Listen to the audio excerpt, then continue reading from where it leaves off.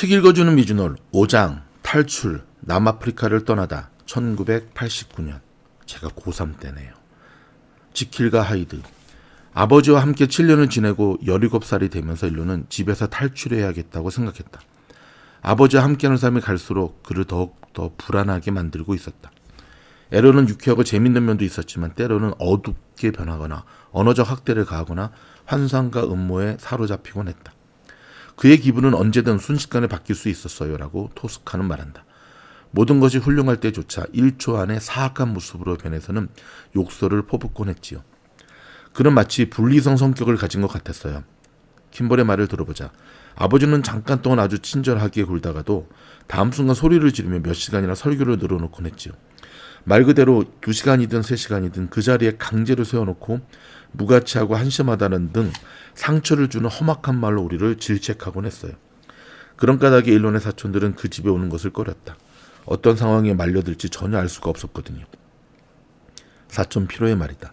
어떤 날은 새 오토바이 장만했다. 올라타라. 태워줄게. 이런 식으로 나오고 어떤 때는 화를 내며 위협하기도 하고 젠장. 어떤 때는 화장실을 칫솔로 청소하게 했으니까요. 피로는 나에게 이렇게 말하고는 조금 머뭇거리다가 일론도 가끔 이런 식으로 행동한다고 덧붙였다. 일론이 기분이 좋을 땐 세상에 가장 멋지고 재미난 사람이에요. 하지만 기분이 나쁠 땐 정말 사악해지죠. 그러면 누구든 눈치를 보면서 조심하지 않을 수 없어요. 어느 날 피로는 그 집에 들렀다가 에롤이 속옷 차림으로 식탁에 앉아서 플라스틱 룰렛 돌림판을 들고 있는 것을 보았다. 그는 마이크로파가 룰렛 게임에 영향을 미칠 수 있는지 알아보고 있는 중이었다. 그는 돌림판을 돌리고 결과를 표시했다. 그런 다음 다시 돌림판을 돌리면서 전자레인지에 넣어 결과를 기록하곤 했다. 말도 안 되는 짓거리였지요. 피로의 말이다. 에로는 그 게임에서 이길 수 있는 시스템을 찾을 수 있다고 확신했다. 그 시절 에로는 일론에게 실제 나이 16살보다 더 나이 들어 보이도록 옷을 입히고는 프리토리아 카지노로 여러 차례 끌고 갔다. 그곳에서 일론에게 숫자를 기록하도록 한 다음 자신은 베팅 기록 카드 아래에 숨겨놓은 계산기로 열심히 다음에 나올 숫자를 추정했다. 일론은 도서관에 가서 룰렛에 관한 책을 몇 권 읽었고 심지어 자신의 컴퓨터로 룰렛 시뮬레이션 프로그램을 작성하기도 했다. 그런 다음 아버지의 전략 중 어느 것도 효과가 없을 것이라며 에로를 설득하려고 했었다. 그러나 에로는 자신이 확률에 관한 보다 심오한 진리를 발견했다고 믿었고 훗날 나에게 그것을 무작위성이라는 것에 대한 거의 완전한 솔루션이라고 이야기했다. 내가 그에게 설명을 부탁하자 그는 이렇게 말했다. 무작위한 사건이나 우연이란 것은 없어요. 모든 사건은 망델브로 집합처럼 피나보치 수열을 따르지요. 나는 계속해서 우연과 피나보치가 아니라 피보나치 수열의 관계를 발견했어요. 그것은 과학 논문의 주제가 되고도 남지요. 만약 내가 그 내용을 발표하면 우연에 의존하는 모든 활동이 망가질 거예요. 그래서 내가 그걸 발표하길 주저하는 거예요. 나는 그가 무슨 말을 하는 건지 잘 이해할 수가 되지 않았다. 일론 역시 이해하지 못한 채 나는 어쩌다 아버지가 특별한 엔지니어에서 마법의 신봉자로 바뀌었는지 모르겠어요. 어쨌든 그는 그렇게 진화했네요 라고 말했다. 에로는 매우 단호하게 의견을 개진하며 때로 설득력 있게 논리를 폈다. 킴벌 역시 그는 주변의 진실을 바꾸는 능력이 있어요. 문자 그대로 꾸며낸 이야기를 하면서도 실제로 자신이 만들어낸 거짓 현실을 믿는다니까요 라고 말한다. 아이들이 어렸을 때 에로는 종종 아이들 앞에서 미국에서 대통령은 신으로 간주되며 아무도 비판하지 못한다는 것과 같은 사실과는 전혀 다른 주장을 펼쳐놓곤 했다. 또 어떤 때는 자신을 영웅이나 희생자로 묘사하는 기발한 이야기를 풀어내기도 했다. 그 모든 것을 너무도 확신에 차서 단언하는 바람에 아이들이 진실에 대한 나름의 견해에 의문을 품게 될 정도였다. 그런 식으로 자라는 것을 상상할 수 있나요? 킴볼이 물었다. 그것은 정신적 고문이었어요. 차라리 당연히 아이들에게 나쁜 영향을 미칠 수밖에요. 그러다 결국은 진실이란 무엇인가 라고 자문하게 되죠. 나는 어느 시점에 내가 에럴에 뒤엉킨 거미줄에 걸려들었다는 사실을 깨달았다. 2년 동안 지속적으로 전화와 이메일을 주고받으며 그는 나에게 자신의 자녀와 메이 그리고 자신의 아이 둘을 낳은 의붓딸 등과의 관계는 물론이고 그들에 대한 자신의 감정에 대한 다양한 이야기를 털어놓았다. 이에 대해서는 뒤에서 더 다룰 것이다. 그는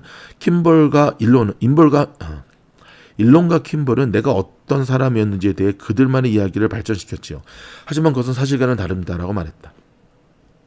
심리적으로 학대를 받았다는 일론과 킴벌의 이야기는 그들이 어머니를 만족시키기 위해 지어낸 것이라고 그는 주장한다. 그러나 내가 앞뒤 맥락을 따지며 압박을 가하자 그는 나에게 그들의 말을 따르라고 말했다. 나는 그들이 나와 다른 이야기를 한다고 해도 개의치 않아요. 그래서 그들이 행복하다면 말이에요. 나는 내 말과 그들의 말 사이에 진실 공방 같은 게 벌어지는 걸 바라지 않아요.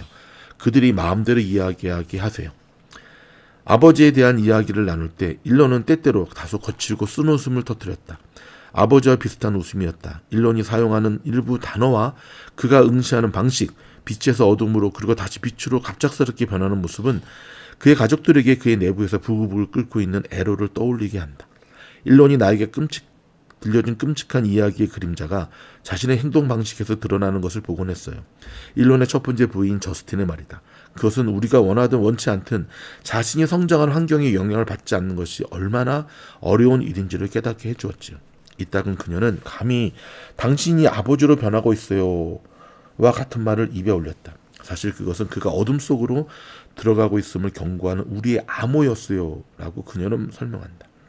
그러나 저스틴은 항상 자녀에게 감정적으로 관심을 기울이는 일론이 아버지와는 근본적으로 다르다고 말한다. 에러를 보면 정말로 주변에서 나쁜 일이 일어날 것 같은 분위기를 느낄 수 있어요. 반면에 좀비가 창궐하는 대재앙이 발생한다면 일론의 팀에 속하고 싶을 거예요. 일론이라면 좀비를 줄 세우는 방법을 알아낼 것이기 때문이죠. 그는 매우 냉혹할 수 있지만 결국에는 승리할 방법을 찾아낼 것이라는 믿음을 주는 사람이에요. 그러기 위해서 그는 앞으로 나아가야 했다. 남아공을 떠날 시간이었다. 편도 티켓 한 장.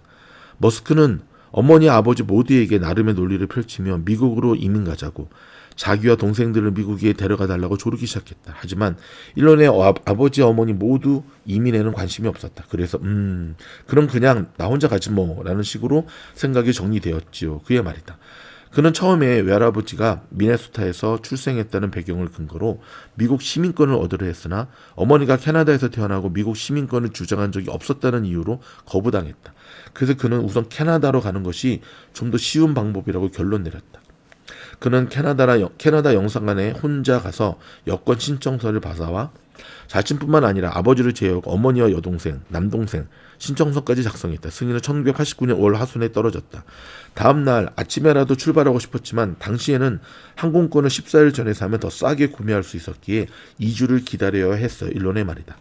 1989년 6월 11일 18번째 생일을 2주가량 앞두고 그는 프리토리아 최고의 레스토랑인 신시아즈에서 아버지 및 동생들과 함께 저녁 식사를 했고 아버지는 그를 요하네스버그 공항까지 태워주었다. 일론은 아버지가 자신에게 몇 달 안에 돌아오게 될 거다. 넌 결코 성공하지 못할 거야 라며 경멸적으로 말했다고 한다.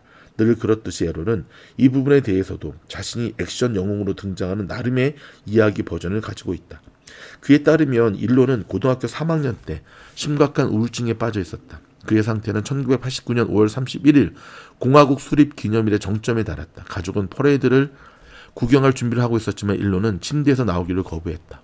아버지는 일론의 방에 들어가 아들이 열심히 사용하는 컴퓨터가 놓인 큰 책상에 기대고 서서 물었다. 미국에 가서 공부하고 싶니? 일론이 기운을 차리고 일어나며 네 하고 대답했다. 에론은 미국에 간다는 건 내 생각이었어요. 그때까지 일론은 미국에 가고 싶다는 말을 한 번도 한 적이 없었지요. 그래서 내가 그랬죠. 그러면 내일 미국 문화원 담당관을 찾아가서 만나보렴. 아빠 친구야. 우리 로터리 클럽 회원이거든. 이라고 주장한다. 아버지의 주장은 자신을 주인공으로 캐스팅하는 정교한 환상 중 하나일 뿐이라고 일론은 말한다. 그리고 에럴의 주장이 거짓임이 입증되었다. 1989년 공화국 수립 기념일은 일론이 이미 캐나다 여권을 받고 항공권까지 구입한 시점이었다. 여러분 여기까지 5장인데요. 일론의 아버지 에론은 조울증 환자였네요. 제 주변에 이런 사람이 있거든요. 자기 세계에 갇혀서 자기가 최고예요. 그래서 자기 자식들의 앞길을 이렇게 막 제한하고 막아요. 개무시하고 돈 벌어서 집에다가만 쳐넣어요. 쓰레기죠. 제 주변에 있다니까요. 뭐 돈은 좀 있어요. 제가 보기엔 졸부거든요. 주변에 친구가 없습니다. 처음에는 뭐 떡국물 얻어먹으려고 친구들이 모였지만 친구들도 바보가 아니죠. 당연히 이혼했죠. 자기의 새끼들도 아버지를 아버지로 인정을 안 해요. 불쌍한 새끼죠. 말년이. 문득 그런 생각을 합니다. 일론이 조금 더 좋은 부모 밑에서 태어났다고 한다면, 아니 조금 더 좋은 아버지 밑에서 태어났다고 한다면, 좀 더 평범한 집에서 태어났다고 한다면 아스퍼스 증후군, 일련의 성격 장애는 고쳐질 수 있었을 텐데, 그런 면에서 본다면 오늘 5장을 읽으면서 내내 제 생각에 드는 마음은, 내 친구 일론이 좀 불쌍하고 측은하다. 일론은 제 친구입니다.